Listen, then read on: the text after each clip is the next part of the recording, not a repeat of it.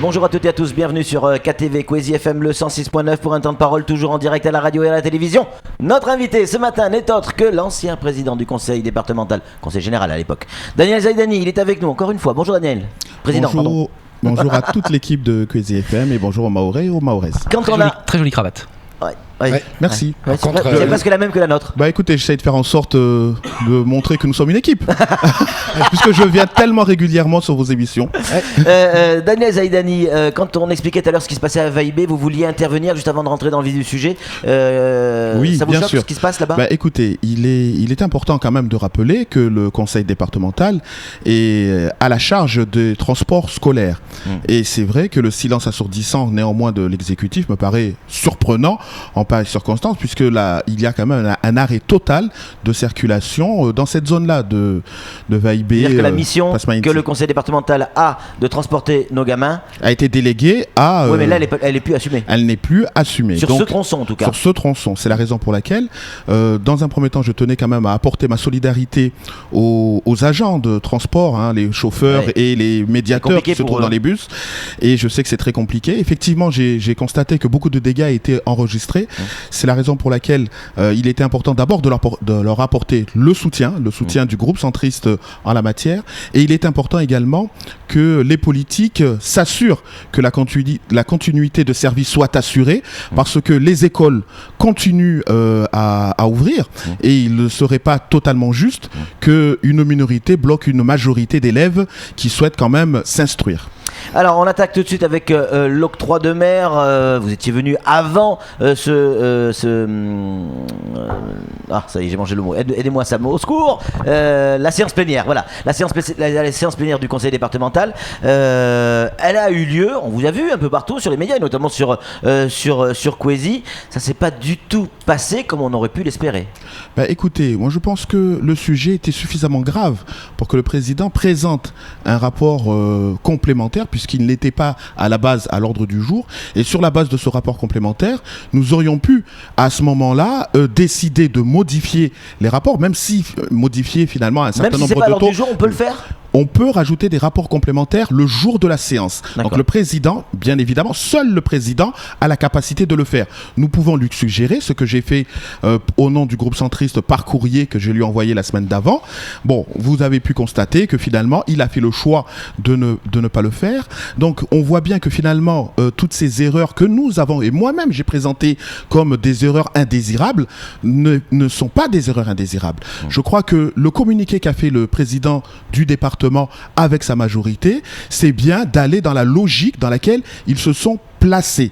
Je rappelle quand même que les pharmaciens, les exploitants de carrière se sont fortement mobilisés pour indiquer les risques qu'ils encouraient par rapport à leur propre survie et par rapport à l'économie locale. Manifestation importante le 11.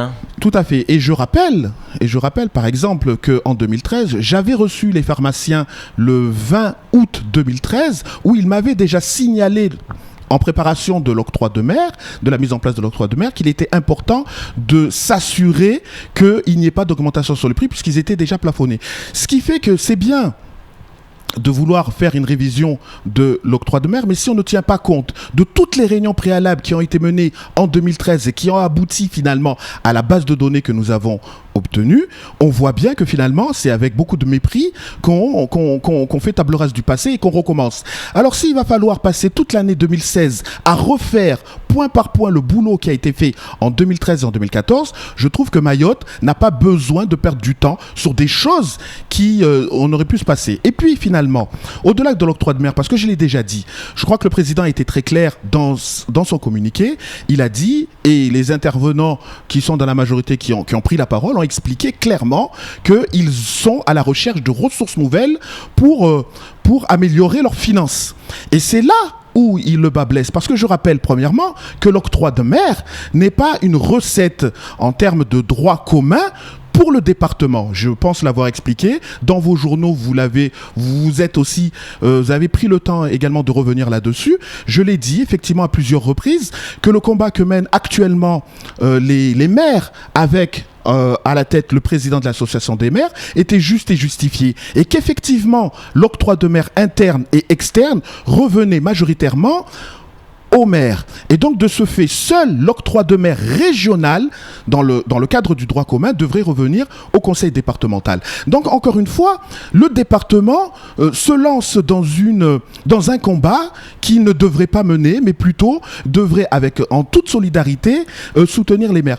Troisième diagnostic, je rappelle encore une fois que le 6 octobre 2015, lors de la séance plénière où le président nous a présenté son rapport sur le budget modificatif, c'est à ce moment-là que nous avons découvert qu'il y avait un déficit. Et lorsqu'on regarde et qu'on fait une analyse de ce budget, nous nous rendons compte que finalement, c'est parce que le président a fait le choix de restituer auprès de l'État près de 60 millions d'euros afin d'éviter finalement de rentrer en conflit avec les services de l'État.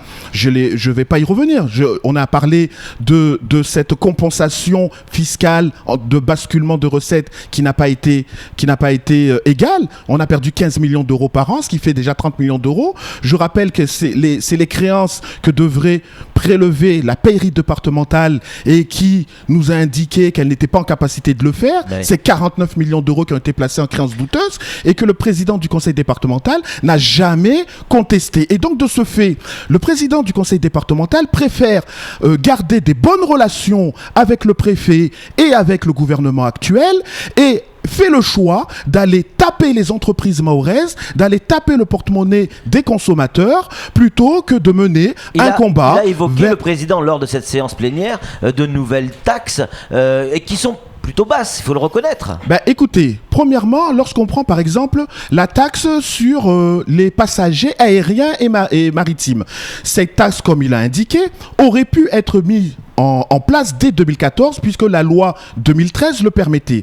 Dans le cadre de notre présidence, je vous rappelle que je ne l'ai pas fait. Nous avions privilégié la recherche des ressources extérieures, à l'exemple des recettes que nous avions pu trouver auprès de l'Europe. Et je rappelle que nous avions, au contraire, nous n'avons pas ponctionné les recettes des entreprises, mais nous avions enfin honoré la totalité des dettes que nous avions envers ces entreprises, ce qui avait permis d'avoir plus de Président, ça veut dire quoi? Ça veut dire qu'il va y avoir, pour que les gens comprennent bien, il va y avoir une taxe sur les avions, enfin en tout cas sur les billets d'avion, mais également sur le ticket barge. Est-ce que ça veut dire clairement que la barge va augmenter? Il n'y a pas d'augmentation prévue sur les barges. Ce qui est prévu, c'est les vols qui partent vers l'extérieur de Mayotte. Ouais. Donc c'était plutôt les bateaux qui partent de Dzaoudzi vers les Comores notamment, essentiellement, et les avions qui partent vers le reste du monde. Mais dans tous les cas, je rappelle que cette taxe aurait pu être mise en place depuis 2013 et nous ne l'avions pas fait. Ils le font aujourd'hui. Ouais. L'augmentation de la taxe foncière, imaginez un petit peu comment peut-on être crédible lorsque nous allons à Paris dire à Bercy qu'ils ont mal fait leur job et que la formule de l'assiette a été mal conçue et que la taxe est trop élevée. Lorsqu'ils apprendront que nous l'avons encore fait progresser, ils diront finalement vous aviez estimé qu'il y avait une marge de manœuvre auprès de la population mahoraise, ce qui n'est pas du tout le cas. Donc aujourd'hui, encore une fois, affaiblir les entreprises mahoraises afin d'espérer d'avoir plus de recettes, c'est un mauvais calcul. Pourquoi? Parce que les entreprises mahoraises, lorsqu'elles vont voir qu'elles vont être obligées d'augmenter les prix, elles savent pertinemment qu'ils auront moins de commandes et donc forcément les recettes qui seront générées au niveau des douanes seront moindres. Donc le calcul est faux et le calcul, en plus d'être faux, est une erreur fondamentale parce qu'on se trompe de combat. Ce n'est pas vers les entreprises que nous devons taxer, nous devons au contraire les encourager et les aider, mais nous devrions plutôt regarder où est le vrai problème aujourd'hui du conseil départemental. C'est le fait que le président du département, avec sa majorité, a accepté de laisser filer plus de 60 millions d'euros vers l'État. Daniel Zaidani, on a vraiment le sentiment que le costume de l'opposition vous va presque mieux que celui du président. On en apprend beaucoup plus quand vous êtes dans l'opposition. Samuel Bocher, le rédacteur en chef de France Mayotte Matin, a une question à vous poser. Vous avez vécu en tant que président du Conseil général les manifestations contre la vie chère de 2011. Vous connaissez à ce point, à ce titre, la sensibilité de la population. Pensez-vous qu'avec les mesures qui ont été prises et qui vont affecter l'ensemble de la population à Mayotte, la population va tenir longtemps ou elle va rester patiente ? Vous savez, nous avons une population très patiente, avec un degré de tolérance très élevé. mais je crois que nous sommes dans notre devoir aujourd'hui d'indiquer ce qui ne va pas. Vous savez, j'ai voté le président Swabaadine. Je fais partie, j'ai une responsabilité dans le fait qu'il soit président aujourd'hui. Je sais. Vous le regrettez aujourd'hui ?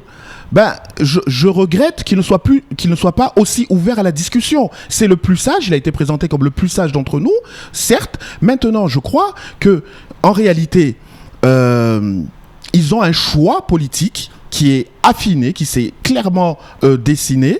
Il ne faut pas embêter les services de l'État, mais s'il faut rechercher de l'argent, il ne faut pas aller à l'Europe, il ne faut pas aller à Paris, il faut le chercher sur le territoire de Mayotte, quitte à faire mal aux entreprises et à la population, et ça leur cause aucun souci moral.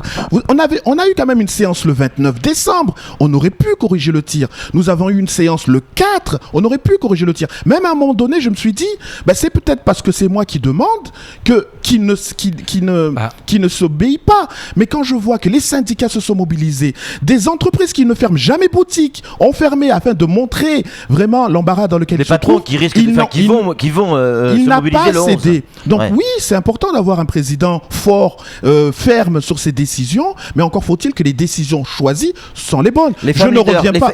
on vient d'avoir un message. Les femmes leaders également risquent de se mobiliser ce matin du côté du conseil départemental. Apparemment, elles risquent d'arriver avec des provisions et des matelas sur la tête. Ça pourrait durer beaucoup plus longtemps que prévu. Hein. Mais apparemment, ça divise aussi au sein de la majorité, excusez-moi de l'appeler comme ça, mais Issa Abdou veut ouvrir le débat, tout comme son binôme Bouhari Bichara. Écoutez, moi je crois que l'hémicycle du Conseil général est le lieu où nous devons nous exprimer clairement. Moi, je constate simplement que lorsque nous sommes dans l'hémicycle, les élus ne s'expriment pas et suivent les recommandations de leur président. C'est bien. C'est ce qui se passe aussi dans les médias. On a invité ce matin les élus de la majorité. On nous a dit non, clairement, on ne s'exprime pas. Voilà, c'est le président qui décide. C'est ce qu'on nous a répondu. Oui, mais voilà, et c'est ça toute la difficulté. Je veux dire que moi, je comprends, lorsque nous sommes dans un groupe, il est important de montrer une certaine solidarité auprès de ce groupe.